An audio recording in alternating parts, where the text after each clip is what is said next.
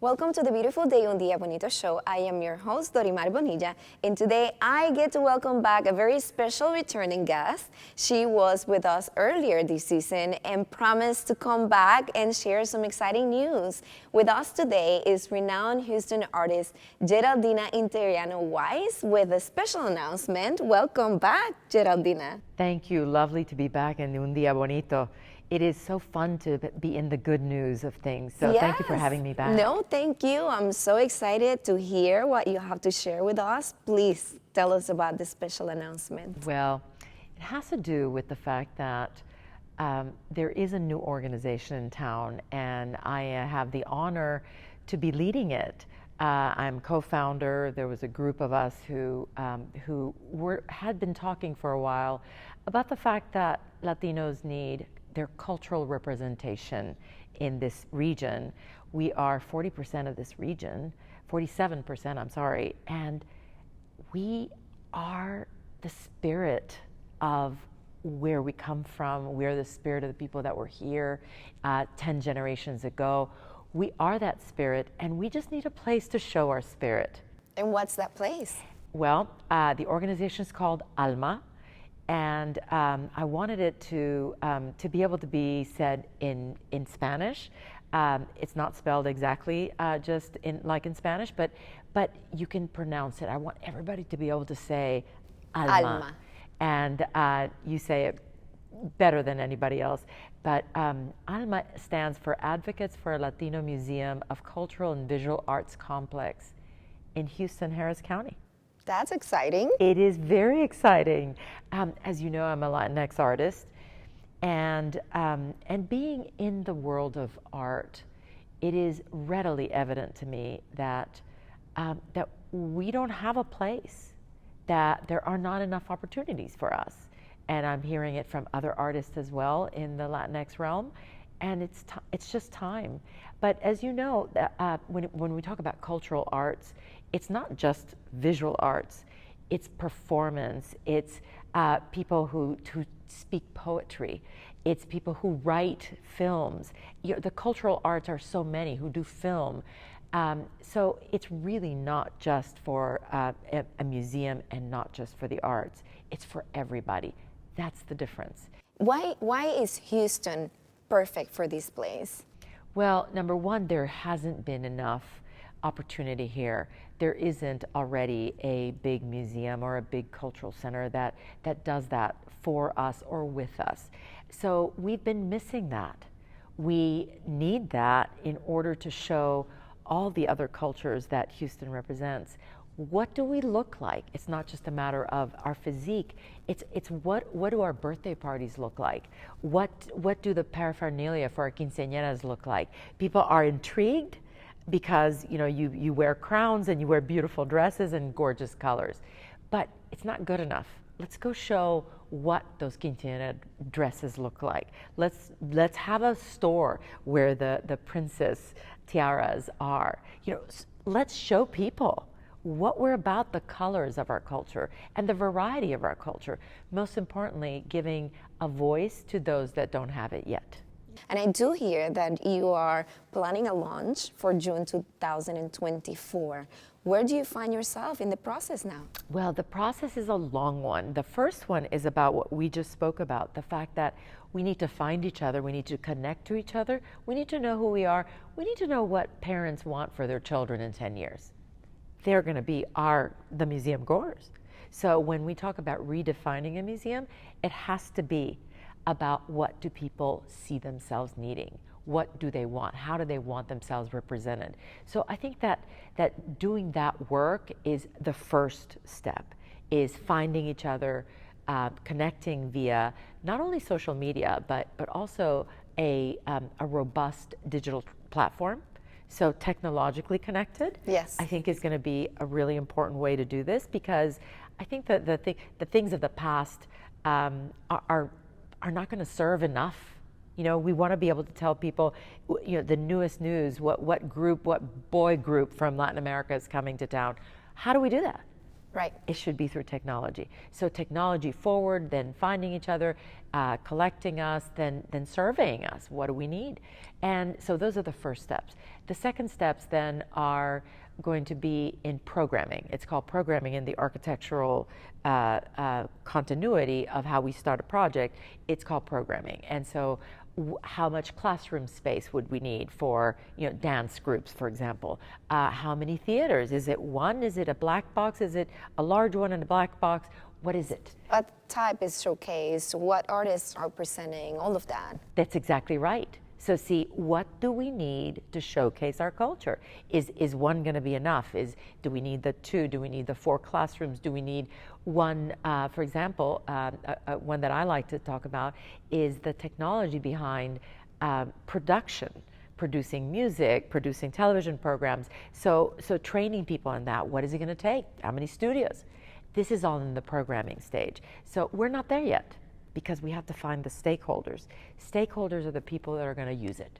Correct. So, well, who knows? Maybe in the future we will be filming in ALMAAHH. Do you see what I mean? We're stakeholders. Yes. So, we will be connecting to know what is needed, what is the minimum needed, but how many of us are there out there that are going to need it? So the programming is a very big part of architecture, and then of course comes the really fun part, the urban planning. Where is it going to be located?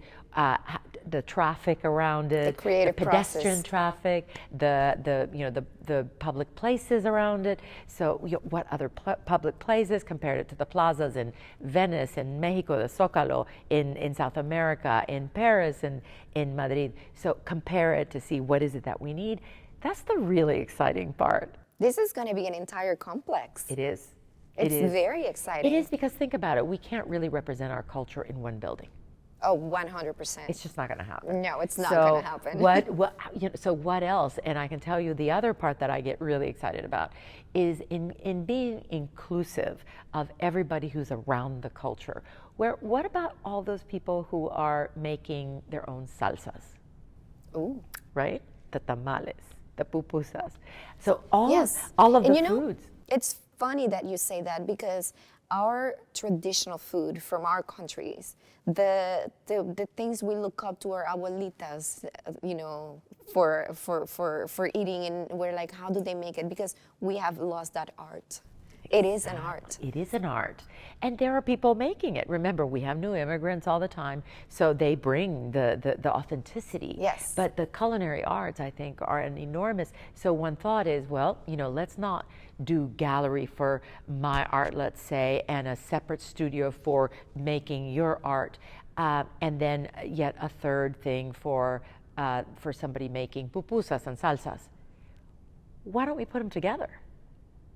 Why don't we put them at the center of being then surrounded by art that speaks of what they do or their country? So the idea of and then filming it.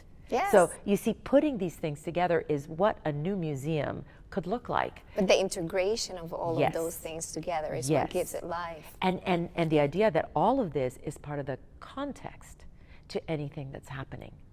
So giving things context is the historical context, but the artistic concept, then the cultural concepts. So all of these things surrounding you as a goer is where you're not just going to say, oh, I'll go see it once, but who knows if I'll be back. Oh, right. No. Oh, you will be back to You will be back, because via technology, we'll be able to tell you, oh, who's cooking today?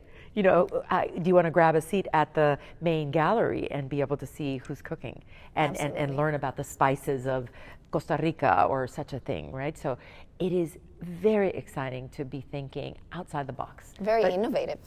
That's what artists do. They think outside the box. Yes. But most importantly, I think that because we haven't had an expression of our culture, we don't know where to go see it, then starting from zero in the year 2021 is pretty exciting. It is. 100. Yeah, absolutely. What are the possibilities for families with children? What are the possibilities for virtual learning from the museum, but virtual learning? So reaching 47% of the population of this area is a big challenge. You have the ability to merge the arts with the technology that will bring the old with the new. Yes. So I call it a technology-forward museum complex, because it is going to be virtual first. Before we have the brick and mortar, we will go online virtual, where we're going to connect. We're going to connect. We're going to connect. Yes, and so that's what's exciting about the next stages is in just imagining the technology behind all this, and then staying connected. It's making the trust. Yes. You know, the trust is an enormous part of how Latinos make decisions. Yeah. And we want to gain Latinos' trust, that their needs are being met, that we hear them. And that's where they can find them. Yes. Yes. That whatever they're not seeing there, but could we have this? You know, put it in for next year, be able to have a two-way communication because we're technology forward. And the part that I haven't told you about is the mercado. Oh, what is that?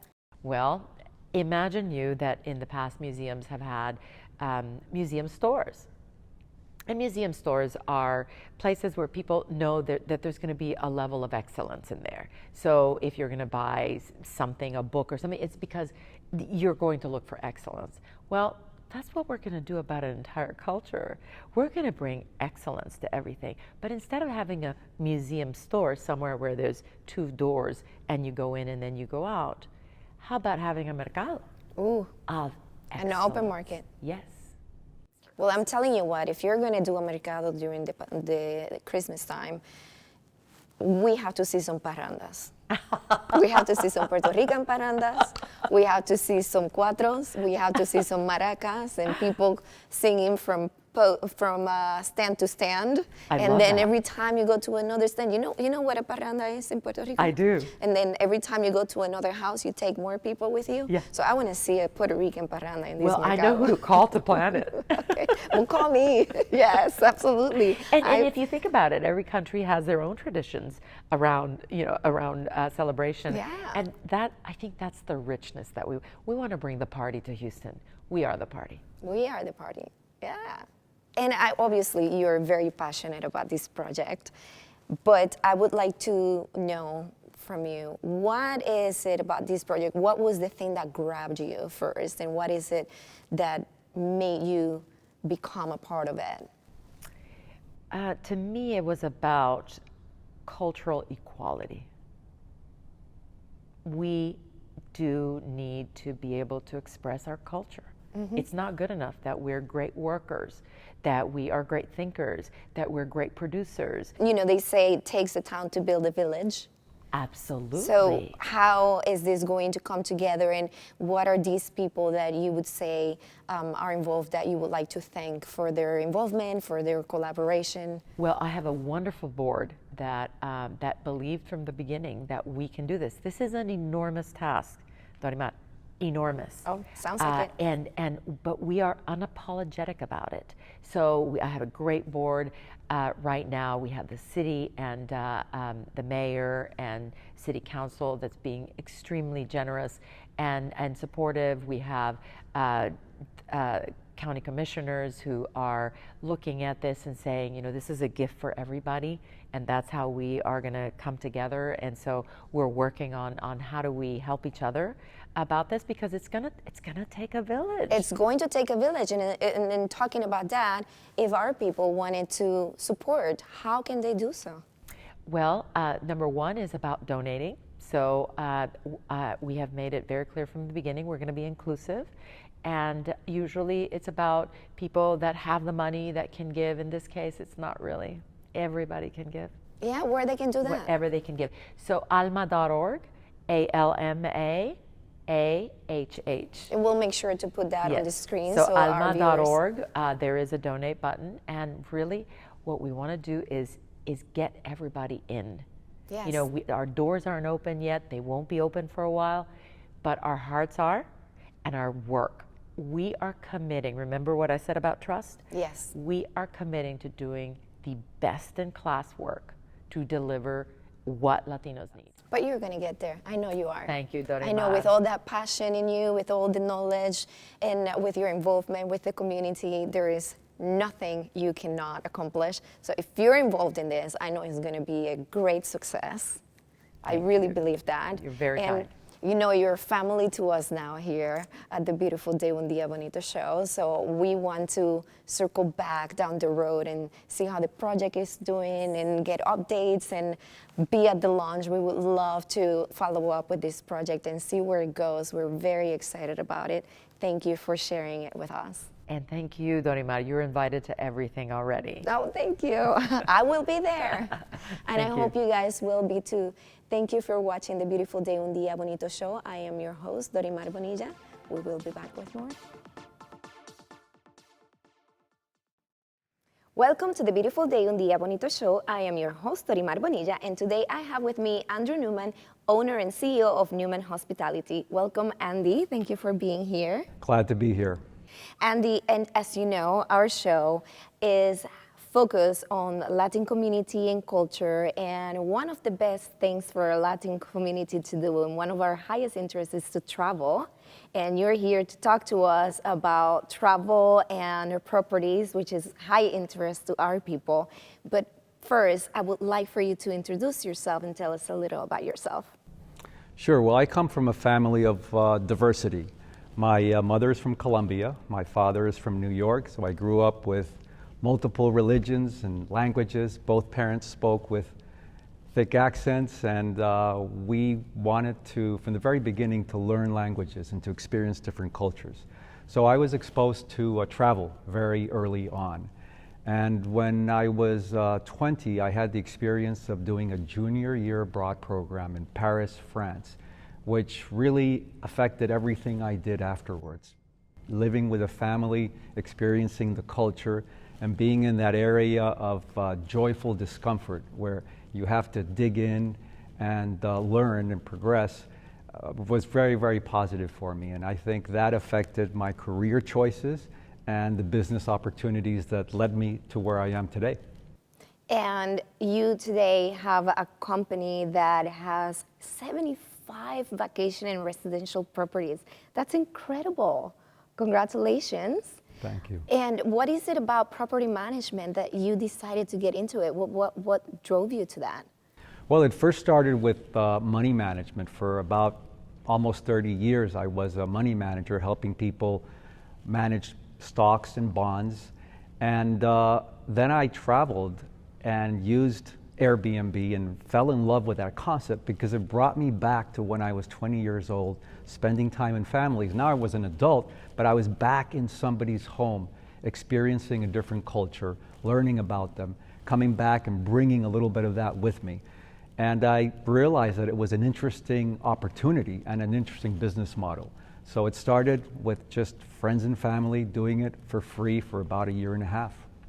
Right, and you mentioned business model, right? There's nowadays a lot of Airbnb happening, but there's a lot of different new business models happening right now based on apps. How would you say it differs, something like Airbnb, for example, to something like Uber?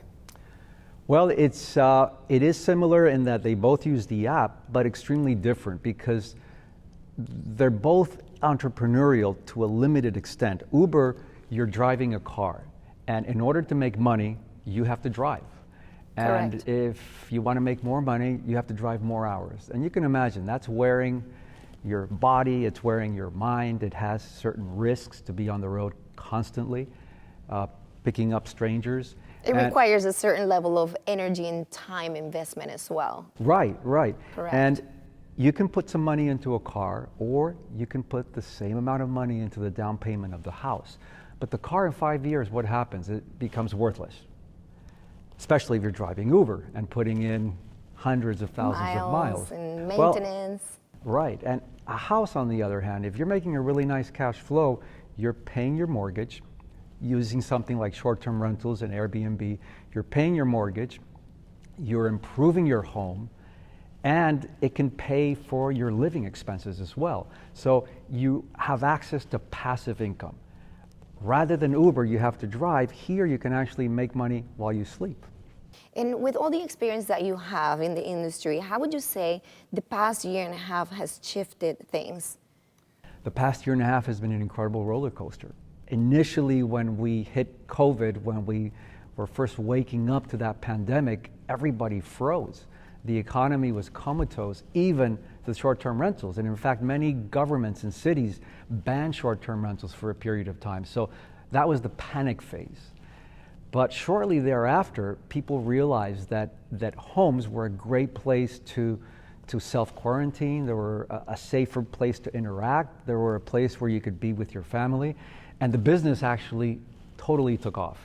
And people, instead of traveling thousands of miles overseas, they were going 200 or 300 miles in their car and staying at a vacation home or a short-term rental. Little staycations, like we like to call them. That's right. Yes. And you have a variety of employees internationally, from Colombia to Philippines, Italy. How is that like to have such a roster of international employees? Yeah, we love it. We love it because it goes with that whole concept of diversity. Everybody is different. Everyone has special gifts. They all bring part of their culture. Domenico in Italy, for example, he was my Italian teacher, and I thought he had just the best personality. He was friendly. He spoke 4 languages. And one day I said, "Hey, Domenico, why don't you join us? You can continue teaching Italian, but can you work 40 hours a week for us?" And right away he hopped on board, and our guests love him. And he works when we sleep. So it works really, really well. And how does this enhance the experience of your clients?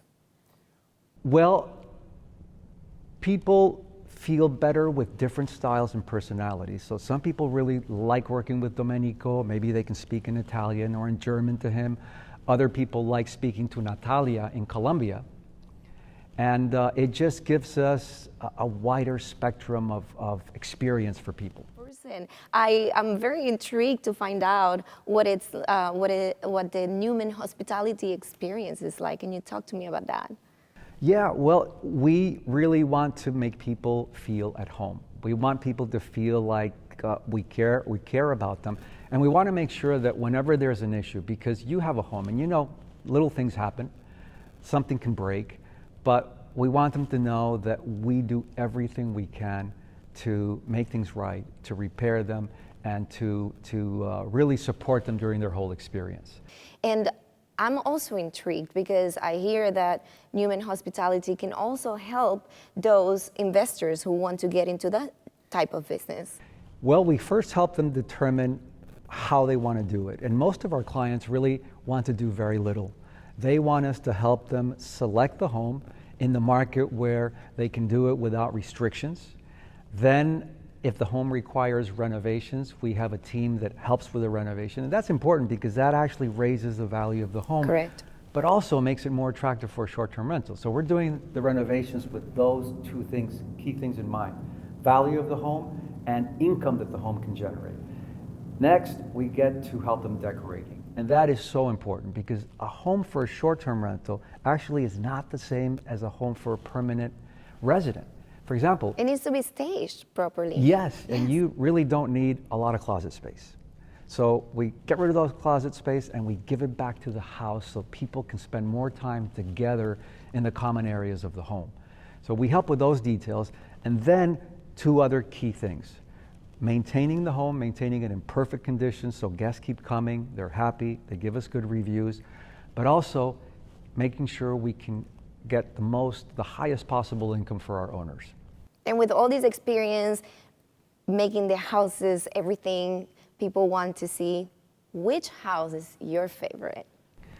Well, you know what? I have to say that my favorite home was a home that I bought that was in the neighborhood where a very dear aunt of mine lived, which, by the way, she actually did a version of Airbnb 40 years ago in New York City. So it's a small, very personal connection. So I bought that home next to her house, and I renovated it. It was in very poor condition, and the home did really, really well. And then a year and a half ago, I sold it, and the new buyers actually hired us to manage the home. So it was like a full cycle. Yes. It served our needs. It taught me about the business. The new owner hired us, and now the home is doing better than ever. And he's so happy that he's actually reinvesting and improving the home yet again. Then it's still so I around. think that's my favorite home. And it's in Naples, Florida. It's in Naples, Florida. Oh, well, I might have to get the details for that one. What is next in the horizon for Newman Hospitality? Next in the horizon is really, I really believe that hospitality has to be a two-way street, that it's about making the guests feel comfortable, but it's also about making it a very special place for people to work. And that's what's next. What can I do to create that very special hospitality inside and out?